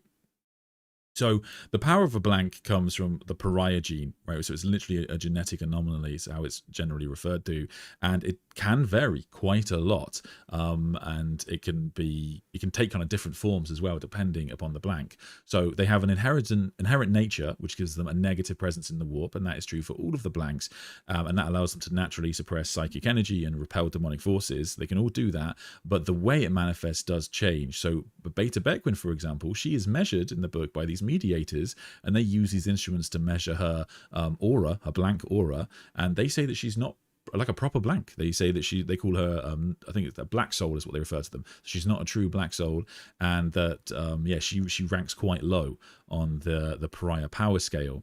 Interestingly, she also is able to turn her blank ability and her aura on and off. So she has a limiter cuff, and when the cuff is live, it masks her blankness so that people aren't repulsed by her mere presence, which is quite a nice thing. And again, in terms of heartbreaking things, presumably if Eisenhorn had access to this technology, he could have genuinely had a relationship with the original Bequin, which is pretty harsh. So yes, there's definitely a big thing in the book in terms of how powerful blanks can be, and this plays into my theory later. But later on, conversely, it is said that Beta might be actually an incredibly powerful blank, and they like measured her incorrectly, and so she might be an incredibly powerful potential weapon for the King in Yellow. But yes, there is definitely varying levels of blankness and the impact they can have on psychers and demons, etc. So yes, definitely something to bear in mind. Powerful blanks can be one thing that I have seen, and you can correct me if this is like fake lore or it's not real, but the leader of the Sisters of Silence back during the Horus Heresy days, I can't remember exactly what her name is. It's left me now, but that I thought it was Kroll. Yeah. I remember seeing that apparently her blankness was so severe that she was practically invisible to people, and that spoiler alert, when she dies, it's in defense of the palace, and she actually goes up against Karn. And when he like kills her, he doesn't actually know that, he doesn't even see her. He doesn't actually know that he killed her. The only reason why he knows he killed somebody is because he has the kill counter. So he's just kind of, hacking and slashing away. He kills her, sees the number go up, and he's like, I don't remember actually hitting anybody. So apparently, there are definitely varying degrees of the effects that can happen. Yeah. Yes, that is actually, that is real lore. You've not been duped there, my friend. Don't worry. Anyway, which takes us on quite nicely to to Grails, and what the hell we're talking about there. So this is something that supposedly has been a thing for a long time in 40k, but not with much presence, although the Inquisition have supposedly fought with them and against them, perhaps throughout 40k's history. So here we go. In other parts of the tradition, the Grail represented the secret knowledge of the architects, which was passed down through their brotherhoods. In their most ancient days, the skills of an architect were most precious. They were the masons, the ones who understood how to build monuments, who understood how to build houses for God. Early in the stream, you described them as like good demons, and I guess they're much more, I guess, individual than that. They are very individual beings, but they are described as luminous warp entities, and a bunch of them we do know serve the King in Yellow. So yeah, this is the only series that really dives into them, to be honest. But it's in Magos that we'll probably end up discovering about them. Yeah, I like how you said "here we go," because here we go. So I guess I'll share some opinions, but they may or may not be the right opinion. But I think the Grails are something that is confusing, and I think it's kind of by nature. So for example, a common thread in the Bequin trilogy is this concept or faction or entity called the Eight. And it's this whole idea of what are the Eight? How many of the Eight are there? And it's like, like what even, and then there's like this weird kind of riddle thing about the 8 and 8 points for the 8, and 8 is what they ate, and all that kind of stuff. So I think that the Grails are kind of confusing by nature. I think if you're somebody who read the books or you've listened to lore or anything like that, and it just really confuses you, I don't think it's because you're dumb or anything like that. I think that it is confusing by nature. And in terms of what the Grails actually are, I like that quote in terms of it being that they created the vessels for God, because the way that I look at it, which kind of helps to simplify it for me, is that the Cognite in this instance, these are the people that, so the way I kind of look at it is that somebody is making these clones. Maybe it's the King in Yellow. Maybe it does say it somewhere. I don't remember. Somebody's making these clones of these blanks. Yeah. And the Cognite are the ones who turn these into vessels that are capable of this power, capable to be a temple for God, which in this instance would be these warp entities. Now, it's a combination of two things from what I've been able to understand. You have the blanks, which are the people, and then they're described as these weird spider-like creatures, which is where one of the places where the 8 term comes from. Yeah. Because they have 8 legs. And these spiders are some kind of warp creation. I don't know if it's some scientific thing or they're actual warp beings, but in some way, shape, or form, I think the way it goes is that the Cognite would raise these children, prepare them, teach them, give them the education, and then when they graduated, they would ship them off to the King in Yellow. He and his facilities, they would do all the operations and stuff like that, and they would then combine the blanks with these creatures. In the first book, Bequin, Beta Bequin, has a friend. He's a boy in an older year that she kind of looks up to, and I think she has a crush on as well. And he graduates, and then he comes back, and she notices that he's different afterwards. He's got this weird crackle in his voice. And long story short, later on in the book, it's revealed that the reason why he has this crackle in his voice is because he has this thing inside of him, this spider, and that he actually is a Grail. So I think that's what the process is. These clones are made. The Cognite raises them, because another thing about the Cognite is that they have a track record of being very good at raising children to be certain things and to perform some type of task. They eventually ship the children off to the King in Yellow. Him and his facilities, they integrate these bodies with these warp entities or whatever they are. And what you effectively get is a being who can harness the power of the warp inside, and they can project themselves as effectively a warp entity. So the way that this actually appears, just to give you some really simple context, is you have this ball of warp energy, and it can appear as a humanoid figure, it can just be a ball, whatever, and it can do whatever you would think a warp entity do. It can move all kinds of stuff around. In the first book with the Ecclesiarchy, there's a Grail that attacks, and it takes a priest or some dude, whatever, and it lifts him up into the ceiling, and it crushes him, and then it drops him. So that can give you an idea of what's going on. They're also powerful enough to go against the Astartes, as we were talking about with the Immaterial College. There's 6 Astartes, and I think there's like more than 10 or a dozen even of these Grails. They're able to fight them. They're able to regenerate. The Astartes destroy the Grails, but then they're able to reform. So you're seeing these balls of energy that are going around causing chaos.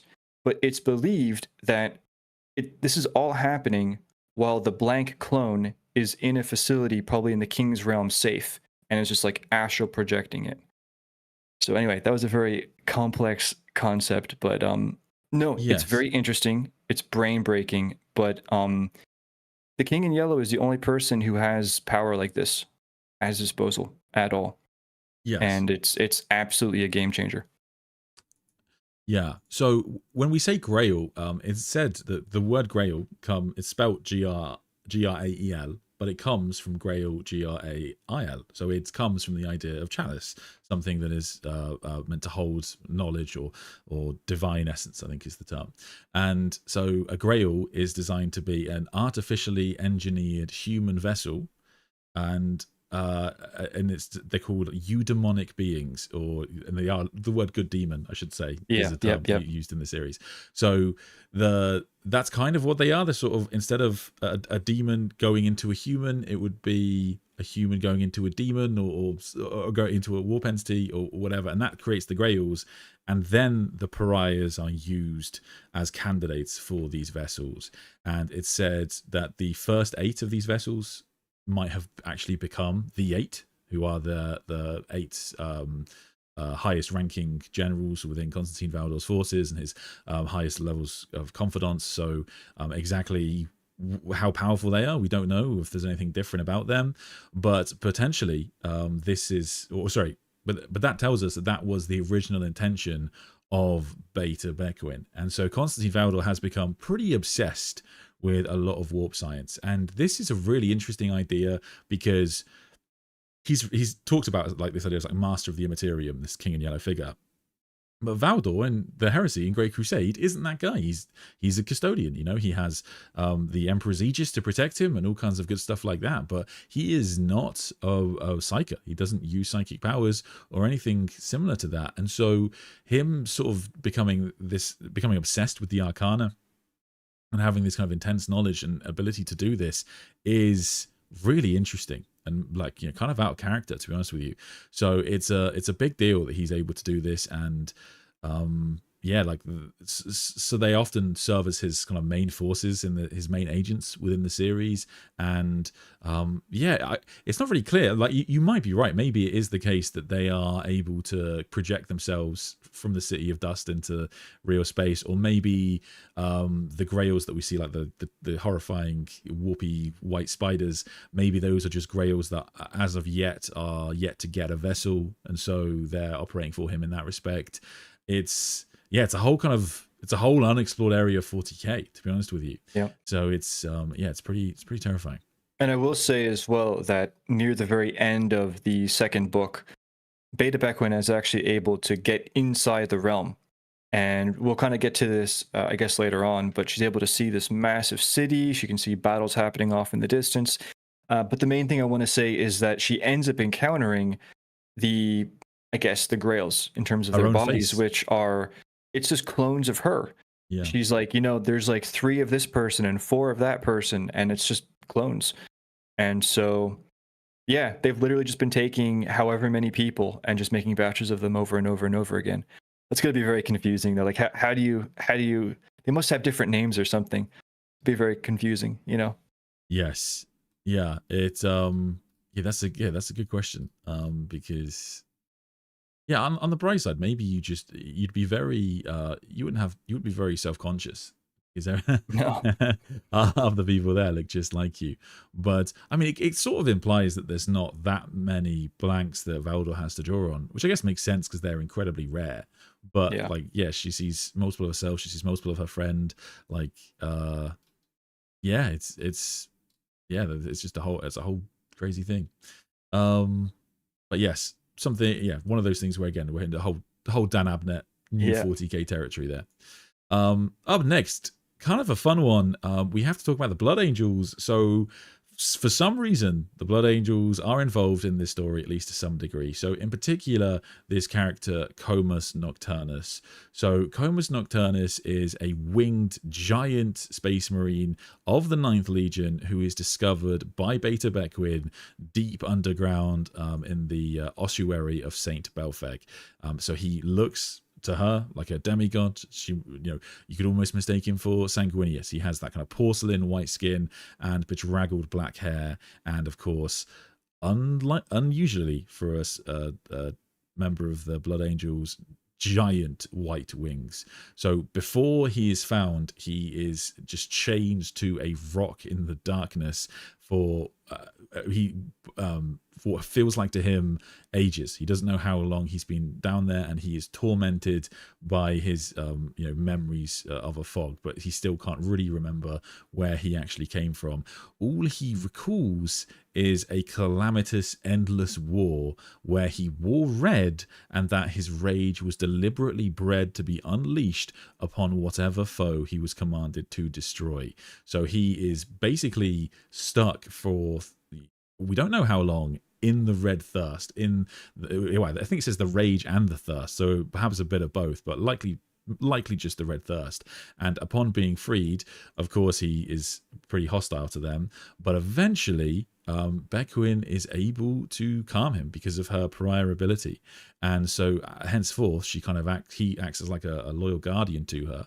And he's on her side with when she's with Eisenhorn, she's on Eisenhorn's side. He's on Eisenhorn's side, and when she's with Ravenor, he's on Ravenor's side. So yes, he has all the kind of the go-to traits that we all know and love from Space Marines. He is able to like tear demons apart with his bare hands. He's able to like smell blood from very far away and all that kind of cool stuff. So he's a really weird character to introduce, and winged blood angels are they're a red flag in Warhammer 40k. In the Blood Angel series, we see a winged blood angel, and he is only winged because an inquisitor placed a demon egg basically in his back. And so it's very like the specific context of a winged blood angel is very heretical in the history of 40k, but overall likable guy, I think, wouldn't you say? Yeah, I'd say so. Just to give context, so like you said, Beta Bequin and another character who I don't really need to go into, they're deep underground this area, and they basically end up stumbling onto what's called the King's Door or the King Door, and it's kind of like it's like a back door or like another way into the City of Dust or the King in Yellow's realm, and they're trying to just figure out how do we get out of here. And Bequin, it says she keeps on hearing this wailing sound or this kind of cry, and it's an incredibly lonely sound. And eventually, this character lands, with the winged blood angel. He lands and looks at them and then attacks them. And I think it's partially because of her blankness, they're able to kind of snap him out of it. And it's exactly like what Ed was saying. Basically, what he says to them once he regains his sanity is like what the quote says, that he was chained and he was left to, I guess, fester in the red thirst and the black rage. And at least like the implication and the way that I interpret it is that he was put in these conditions to deliberately put him in that state so that he would be more effective in battle, and then he would just be unleashed on whatever the foe was. He doesn't remember what the foe was. He doesn't remember what the war was, how many wars it's been. He was just basically chained up until he was ready to be unleashed, and then he was unleashed. And yeah, again, it goes back to what Ed was saying, where there are some things that Constantin Valdor or the King in Yellow does where you can't really understand or excuse it because it's pretty rough behavior, especially towards a son of Sanguinius or any Space Marine, really. And the character is really cool, though. He is loyal to Bequin. All she has to do is cut her hand, have a bit of blood, and he will smell it and he will come to her aid. And there are a few times throughout the second book where he does that. And you mentioned that he fights demons. And if you've read the Eisenhorn trilogy, you will know that Eisenhorn, like a spoiler alert, has the demon host Trubael. And Comus actually squares off against Trubael. And you read that and you're kind of thinking, oh, like, I don't know if he can actually do that. It's a bit, but he survives it, I think. Well, maybe they leave it on, maybe they kind of leave it up in the air. But he does fight Trubael at some point. Yeah. So he is very powerful. And then, as you said, with the wings, that's not like a normal thing that the Blood Angels get. That's a very, very, very, it's kind of like an omen, if anything. I think, and you can probably expand on this, Ed, isn't there a story where there is a character who's a blood angel that gets wings? Yes, and yes. It's treated like he's like this kind of a messiah character for the blood angels, but then in the end it's revealed it actually is demonic corruption. Yes. So yes, this is the Blood Angels trilogy that I was talking about. So it's actually Raffin's brother Archeo who falls to it. Yeah, and so he ends up thinking that he is actually Sanguinius kind of reborn. He wields the spear of Telesto, but it's all been orchestrated by an Inquisitor, which is pretty crazy. The end of the book hints that this is a bigger aspect of Valdor than we might otherwise have suspected. And the reason for that is because when Beta Bequin does manage to get into the City of Dust, as Benna mentioned earlier, she does see this row of statues, just described statues with alabaster statues, and the likeness of every single one of them matched Comus Nocturnus. And that is an interesting thing, because it could be, there's a few things to take this could be. So it could be the fact that Comus resembles Sanguinius, and Valdor has created, because this is the Palace of Thormaizen, his like big palace, and it could be the fact that Valdor loved Sanguinius, and so he's just made loads and loads of statues of Sanguinius to honor him. Or it could be specifically Comus. These could be statues of Comus, or it could be that she's misinterpreting them, and perhaps this is just rows and rows of like other blood angels in stasis or something like that. Exactly why he's trapped down there, yes, we just don't know. In terms of whether he was actually a blood angel or who he originally was, again, we don't really know. He's got his memories all foggy. He's been stuck in the Red Thirst for years and years. But again, like that's another thing we have to find out. I think some really interesting context to it being a blood angel. At the end of the Horus Heresy, Sanguinius goes up to Valdor before they teleport onto the Vengeful Spirit, and they have a really nice heart-to-heart. And Valdor, despite the fact that he always hated, he didn't want the Primarchs to be created by the Emperor. He can't help but not love Sanguinius and some of the other Primarchs, and so Sanguinius says to him, like, I know you're not technically our brother, but to me, you are our brother. And this is a pretty beautiful moment. And when I read that came out long after I'd read this story of Valdor chaining one of Sanguinius' sons and keeping him in torturous pain for millennia, centuries, however long. Like, so it's a hell of a thing to think about. Part of me wants to believe in the idea that Valdor genuinely loved his relationship with Sanguinius and loved Sanguinius as like a brother, but otherwise it reads pretty dark. If it is, so correct me if I'm wrong. Is there a scene in the End of the Death Part 3? Because I remember this, but maybe I'm misremembering it, where Valdor and I think Dorn, they've seen that Sanguinius is dead, and then Horus puts them into a different realm. And I think there might be a scene where Rogel can tell that Constantine is actually kind of mad. Like, he's trying to play it cool, like he's serious and all of that, but Rogel can tell he actually is upset or something. So Valdor arriving on the Vengeful Spirit goes basically as you'd imagine. So when Valdor appears with a bunch of custodians, they're just on the Vengeful Spirit fighting crap tons of demons. There's a cool scene. I think he kills 997 demons in like 60 seconds or something. It's some like crazy figure. He does really well. And each time he kills one, he says their name because he takes in their memory. Very awesome. And so that's where they are.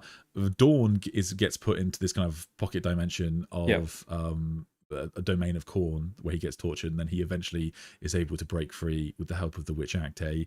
The Emperor and some custodians, they land on an embarkation deck that Horus, it's not a real one, the Horus has created. He's just showing off. He's just showing off to his father.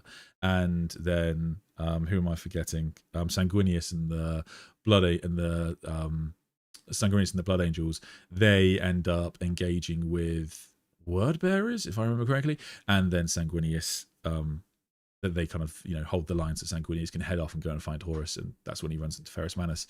So later on, when Dawn gets out, all of the Imperial Fists die to a man, and so Dawn picks up, I think he actually picks up like an Astartes great sword, but to him, of course, it's like a baby sword because he's giant. And then he kind of goes through the ship, and so Abaddon sees Valdor's there, and he's like, I want to take on Valdor. Erebus convinces Abaddon to start accepting some of the gifts from the Chaos Gods to put himself on equal terms with Constantin Valdor, because Constantin Valdor is a custodian. He would whip his ass. So Abaddon accepts some of that power, because they have a very brief interaction. Valdor does stab Sanguinius. Abaddon does catch the blade. And so that's how Valdor learns his truths. And then Rogel Dawn just fucking Leroy Jenkins is in and starts kicking ass, and he he grabs Valdor and they run off towards, I think they can tell where the Emperor is at this point, because it's like a Marvel movie. There's like a big warp vortex in the sky, and so they can kind of tell where they are as they make their way over there. Valdor at that point is relatively chill, because he can tell that Sanguinius has died. They can kind of sense it, and so he says to Dawn how he loved Sanguinius. But then when he gets to the throne room and he sees that the Emperor has been brought low, they think he's going to die, he sort of loses it. That's where he loses his shit. Okay. And he's like shouting at the Blood Angels and like, you get out of here, you rabbit out, because he's seen them fall to the Black Rage by this point. And notably in Ashes of the Imperium, he says nothing. He is silent. He's normally not one to shy away from sharing his opinion. So he's scheming. It looks like things have deeply affected him. Sorry, just a super chat to answer. Nightshade, thank you so much. Fun theory: Valdor's winged blood angel was an attempt to give host Sanguinius his soul, and was at least temporarily the host of the bloody angel shard of Sang's soul. That's pretty cool. I like that theory. That could be fun. Like the winged blood angel is of course also a reference to the Sanguinor, which is the Sanguinor we see grow wings in the book Ruinstorm.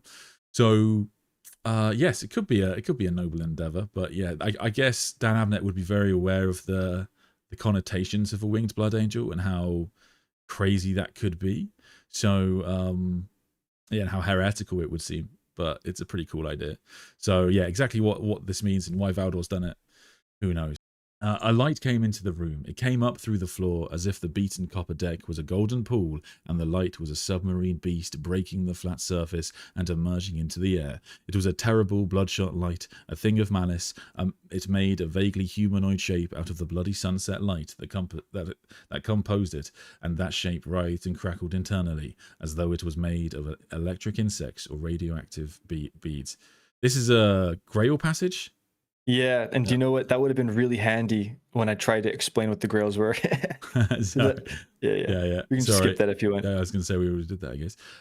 Yeah, so we have got to talk about, in terms of people who are sort of allied with the King in Yellow, there are a bunch of like noble houses in the Sancor sector who seemingly are allied with them. So we have the Silver Countess, for example.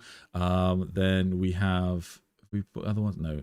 Yes, but there are a bunch who are aligned to the King in Yellow, and of course that is necessary because someone has to operate all of these schools for him to raise these children for his army, which is sounds terrible, but it's pretty much it. The most interesting part of Constantin Valdor's allies is the stuff that we don't know really, or the stuff that's kind of hinted at.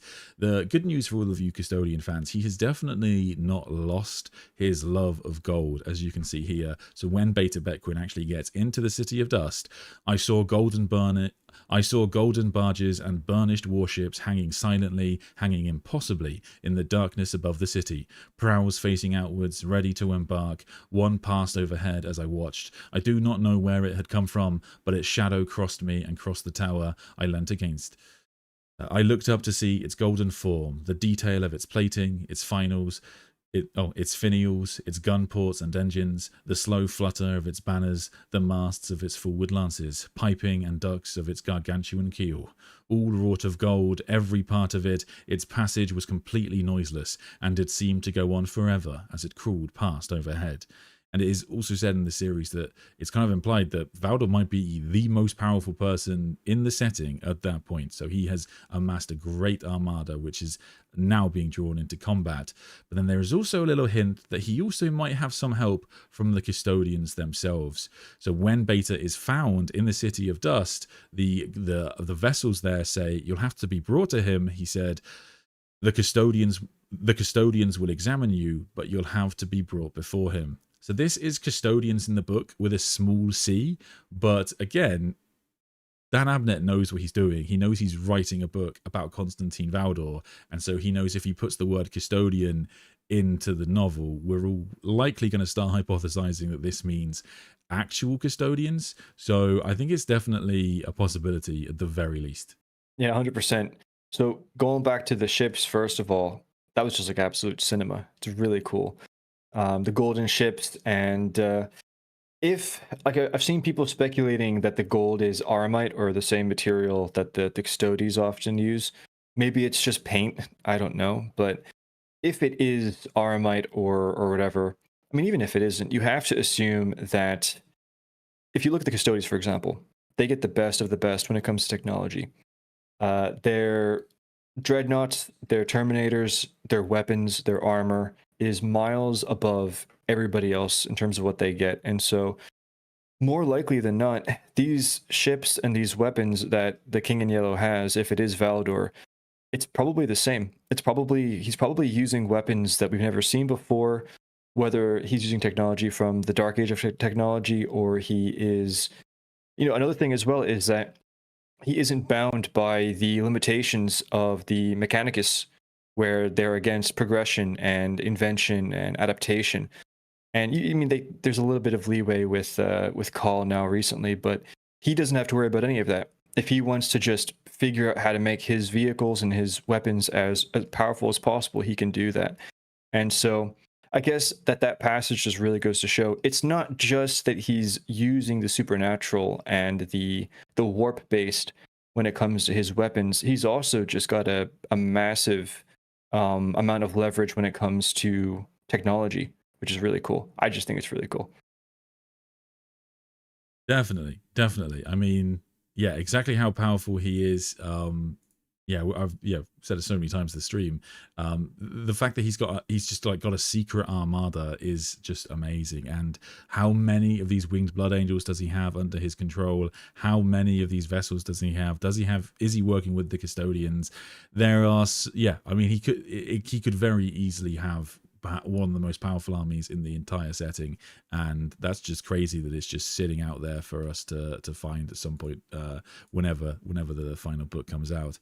So it's just very, very exciting times, and that takes us to the end, I think, of everything that we know so far. Well, real quick, I didn't talk about the custodians. Do you think that they are the actual custodians? Real quick, sorry, I am curious, like, because you did say it is a small C. So do you think they're actual custodians? And if they are, what do you think is going on there? My thinking is that they're Eyes of the Emperor. That's what I would guess they are. Or maybe there's a small number of custodians from the Horus Heresy. It wouldn't surprise me actually to see like a Diocletian Koros surviving through to 40K, working with Constantin Valdor. I think that kind of thing is relatively likely. There are a lot of big custodian heroes, so the idea that like maybe that's what the 8 actually are, is just like 8 custodians from the heresy who still serve Constantin Valdor, could be pretty cool. So yeah, that's my guess. Ooh. I think, did my camera die? I think it did die. Yeah, the battery has departed. So no, that'll be it from the camera, guys. I'm sorry about that. It is what it is. You know what? That's fine. I think my camera has got a little bit left, and then that'll probably bring us to about 2 hours. So yes, I'll go through chat. Sorry, there was a lot of lore to go through, so we didn't spend too much time in chat this stream. But thank you so much, everybody who joins us. It is very cool. So I'll try and go back as high as possible. Ulthwé being an enemy of the King in Yellow is probably the strongest evidence we have that Valdor is actually going to end up chaos tainted, or if it leads to something Dark King related. You know what? It's a really good point in terms of have the Eldar read the skeins of fate? Have they tried to read the future and divine what the King in Yellow's purpose is going to be? Because Eldrad Ulthrad, for example, from Craftworld Ulthwé, he is incredibly powerful at reading the future, and it said he's even the only person who's able to read the skein of the Emperor. So perhaps the Eldar are able to see that the King in Yellow will one day be a threat not just to humanity, but the whole galaxy. And I would guess that. I guess that would feed quite well into the idea of your sort of theory earlier, Ben, in terms of Valdor is loyal to the Emperor, but maybe he's misguided, or maybe he's in part misguided. Maybe his overarching goals will be to serve the Imperium, but ultimately he's going to kill a lot of innocent people along the way, which the Eldari can't have, or something like that. Interestingly, Ulthwé are a Craftworld that believe humanity's future is tied to the Eldar. So, is that who Eldrad? Is that the character? Is that the name of the character, Eldrad? Yeah. Can we connect the dots between the King in Yellow and the best Primarch, the Lion Stash? So there is a Dark Angel in the series, like which we mentioned in the Immaterial College scene. So yeah, again, like it's something that doesn't make sense. Why is there a Dark Angel there if they're born from the betrayal at Istvan? So yeah, there is a Dark Angel, but arguably there shouldn't be. I would guess Dan Abnett just put him in because they're the best Legion. I think that makes the most sense. Allegedly. Yeah. I think Leman Russ is working with Valdor. So in like old Warhammer 40K lore, it was said that Leman Russ and Constantin Valdor were working together, or hinted at the very least that they were searching for the Tree of Life, which is a tarot card in Warhammer 40K. And in the story Two Metaphysical Blades, they have a big they're very connected. They are where Valdor wields the Apollonian spear, Russ wields the Dionysian spear, and so they're kind of like, the Emperor even sort of implies they might be opposites in that respect, and so yeah, they are heavily connected. And weirdly, in that book, sorry, it's a short story. In that story, Valdor is like calming Russ down when Russ is losing it after the Emperor's been interred, but in the more recent lore, it's actually gone the other way, where Valdor is kind of losing it, it looks like, and Russ is much calmer. Ravenor is always the more level-headed of the two, remembering what he is fighting for. For Eisenhorn, it was always just fighting a personal threat. I mean, it's one of those things about 40k that I love with Eisenhorn. You know, the idea is it's like a 40k version of you either die a hero or live long enough to see yourself become the Vision. Eisenhorn, you know, has lived long enough. He's now extremist Diabolos, I think they call it. So yeah, he's become a radical. What if they are from the future? The Immaterium doesn't care about time. I think time shenanigans are likely to be the case. The City of Dust, or the Inevitable City, is said to bridge the warp with reality, with the Vengeful Spirit, with everything. So yeah, the idea that Valdor can have a little bit of time hopping makes a lot of sense, I think. I think the King in Yellow got the DNA of Eisenhorn's distaff when the Cognite took out their headquarters on Thracian Primaris. That's a great shout. That's a great shout and a great idea to kind of connect it to the earlier novels and you know, even Ravenor's origin story, really. So yes, that makes a lot of sense. I kind of like the idea that they retrieved Bequin when she disappears, and like I think they just say she disappears in the warp. They don't really go into it, and so I like the idea that they recovered her body somehow and then started using her to clone, because that would give it a, like, even if Valdor is loyal to the Emperor, it would give Eisenhorn a personal grudge, and perhaps that's why Eisenhorn has to be put down. Because the question comes, once Valdor, in the final book, if Valdor confronts Eisenhorn and Ravenor and their allies, then can he just explain the situation and they accept him? They can't, you know, these Inquisitors can't really comprehend what Valdor is and how important his is and what plans he's working towards. So maybe he won't even try, but they, generally speaking, should be on the same side. There's actually one faction we haven't really mentioned in this stream, which I think is probably worth mentioning, which is the Grey Knights, in fact, because Hyperion hasn't been seen in a long time in Warhammer 40k. And so we do know, of course, that Ravenor, you know, as Inquisitors, they will have connections to the Grey Knights. And if they want to connect the final Bequin book back to early Ravenor books, bringing in the Grey Knights and Hyperion would be a good way to do it. Very popular character. I think that kind of thing, you know, not impossible. I know this is a technicality, but isn't cloning outlawed in the Imperium of Man? I know the Krieg have some dodgy stuff going on, but isn't it generally forbidden stuff? Generally, yes, but there are always going to be exceptions. If Deathray would really be Alfarius, wouldn't his Primarch magnetism and charisma shine through and just dazzle people? So unlikely. So for Alfarius to have his nature of impersonating Space Marines and slipping in unknown amongst the Alpha Legion ranks, he must have some ability to turn off that natural magnetism and dazzle, as you put it. So yeah, I don't think it really goes into it specifically, from what I can remember, but I would assume that's the case. We do know that. And he could fool other Primarchs as well, right? Like, didn't he infiltrate other legions and fool the Primarchs? Definitely, yeah. We see that in his Primarch novel. I think Valdor is still ultra loyal to the Emperor, and Dawn is there, not Russ. Interesting.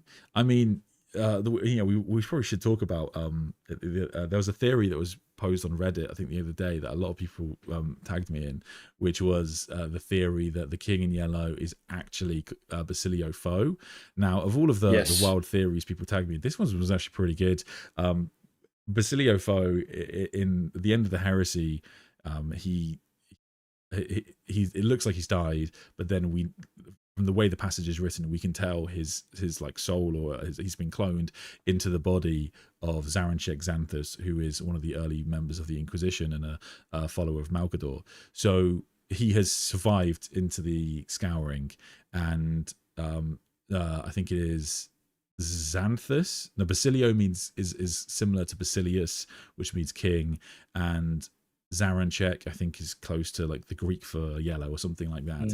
And so in that they were reading that is the king in yellow. And I'll be honest, that's a pretty good theory as theories go. The main reason I don't think it is a Basilio foe, although maybe he'll be connected, is because of the fact that the meta answer of just saying that it's at the end of book 9 in this of book 10 that they reveal the true name is Constantin Valdor.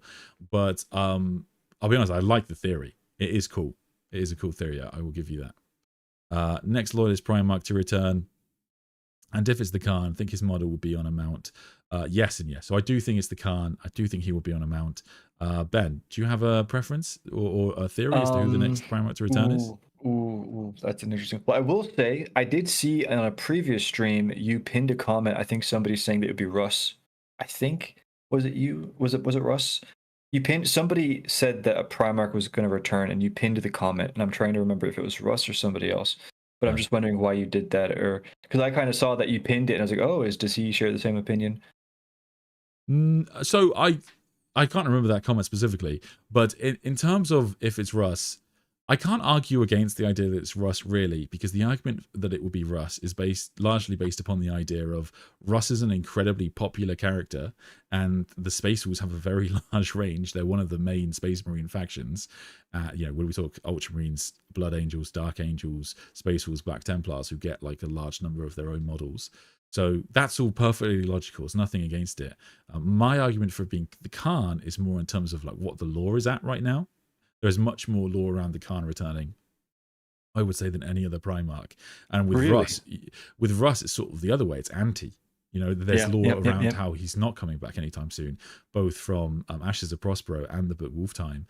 So, that doesn't make it fact, I should say. And if Games Workshop just go, we'd like money, print, then they'll do it. But with the Khan, it's sort of the other way, where we've got lore around the hunt for him returning comes from the last Hunt novel, and the lore around his disappearance was printed and reprinted in the last supplement and in the first founding chapter, and they're the only first founding chapter with the Lost Primarch who are getting that treatment right now. Interesting. So that's basically my viewpoint. But if you're just like, but wouldn't Russ be great? I can't knock it. Fair enough. And objectively, they could write the laziest book in the world about the Lion and Russ teaming up, and it would do 1 million sales. So, can't argue against it really. Personally, I would really like it if Corvus came back, but I just can't see that happening anytime soon. It just is not. I don't think it's the right time. But in terms of like who realistically I could see coming back, I can see the Khan coming back. I'm actually not aware of the evidence for him coming back that you mentioned, so that just adds even more, I guess, credibility to it. I did stream it a while ago, to be fair. So yeah, I think it's somewhere. I could see Dorn coming back though, because I remember there was that lore where somebody had like a dream or a vision of a character who seemed either it was stated to be Dorn or it was like implied to be Dorn. Oh, that's from the Fulgrim book. I wouldn't say that was proof of him coming back. But I mean, it was just something interesting that was kind of like, why are they doing this? Yeah. I mean, it's tracks, I guess. Somebody said Vulcan as well. Because the other way I look at it is, what's the impact that this character would have on the setting? Like the Khan coming back to the setting, I don't see it, and I don't mean this to be an offensive thing to Khan fans, but I don't see it being like a crazy setting shaking thing. Like getting Gilliman back was huge for the Imperium, kind of saved the Imperium. Getting the Lion back right afterwards was like huge. If they get Dorn next, that's just kind of like, the chaos is in trouble. So I don't necessarily know if that is true, to be honest with you. I don't know whether it has to be galaxy shaking as much as just interesting, because in a way, sometimes I think the other way, like you don't want everyone to be like the Lion. No, but that's what I'm saying. Yeah. Like I'm saying that they've already had 2 very, very, very like setting shaking Primarchs come back. If they keep the on Lion going hasn't with changed that, things up too much, I would say, to be fair. Like true, they have done a good job. I'm a Dark Angels fan, so for me it's a big deal. But I wouldn't say it's like with Gilliman is such a good example that you use, because it's like, he's reforming shit. The Lion is basically, so far just formed a protectorate and keeping things going. Yeah. Maybe they'll go in the idea of like Civil War or something, and then that would, I think. But I guess. I mean, some people are going to want galaxy changing stuff every time, but they just can't, they can't push things too much, I guess. No. I agree. Somebody did ask a question as a follow-up. If you think it's the con that's going to come back next, when do you think they'll do that? So, I mean, timeline-wise, we're talking end of next edition if we look at the gap between Guilliman and the Lion. So that would be 3 years, basically, from about now is when. Okay. Yeah, it would probably, in fact, I think the Lion was in April. So I think, yeah, 3 years this month, 3 years today is what I would guess. But I think you will see Perturabo relatively early on into the next edition, because the Iron Warriors will presumably get a codex, which will be epic, and then they'll get the model with that. And then, yes, I think the Khan will come late into the edition and setting up the following edition. That's what I would, that's just based off of the Lion and Guilliman's distance. But to be fair, a lot of this stuff depends on sales. So Games Workshop are kind of banking, I would guess, on this year being a big year. They've got 2 pretty big games in Dawn of War 4 and Warhammer Total War 40K. So I don't know if they're expecting as big a year as Space Marine 2, but they must be, they're hoping at the very least one of them pops off. So if neither of those games does well, then it would, that would suggest that they will be panicking and they'll throw out a Primarch or something. I mean, we've seen with Age of Sigmar, no one really knows, but the rumor is that it's something like Skaven Tide didn't do as well as they thought, so they kind of panicked and hit a reset button, basically. The White Scars traditionally don't sell as well as other legions, right? So am I correct in saying that? Right, it's tough to say. It's a good question. It's tough to say because they also don't get the exposure of the others. Yeah. So this is why I talk about the Carcharodons. Like the Carcharodons have had 4 books. That's more than the Raven Guard. Like that's the other factions just don't get this attention. And perhaps it is the case that if they did get more models, I mean, like it's kind of weird, right? Because I don't know how much you know about the models, but like in 30K, in the Horus Heresy game, all of the legions have expansive ranges and characters and upgrade sprues and multiple specific units and some like vehicles, just all kinds of stuff because they all sell so well. But in 40K, outside of Ultramarines, Dark Angels, Blood Angels, Space Wolves, Black Templars, they don't get very much at all. Like for example, if they did an Imperial Fist Breacher squad, that would do numbers. It would do so well, and I don't know why they don't. They just, they check out so many Primaris lieutenants and that kind of thing. But kind of bizarre because there's a big incentive for them to do chapter specific stuff because it encourages people to start whole new armies. Like if they would just release a like a Tyberos model or a Raven Guard special unit, then people will start a whole new army just to play that army now. So it's kind of surprising that they don't really. I've heard, because I don't really do a lot of painting or getting miniatures myself, but I have heard from like people on YouTube that painting, and people that do it here, and you would probably understand it better, that painting white is pretty difficult to do. that's just what I've heard. Yeah. And so like that's kind of like a theory, like it's difficult to do, so it's kind of like a further barrier to entry. To be fair, if people are genuinely put off by that, I will say like that is one thing about Warhammer today that is quite nice, is that like the I guess technology you'd call it around painting has improved so much that like things like painting white are much easier now. But yeah, historically whites were awful, horrible, rubbish paints.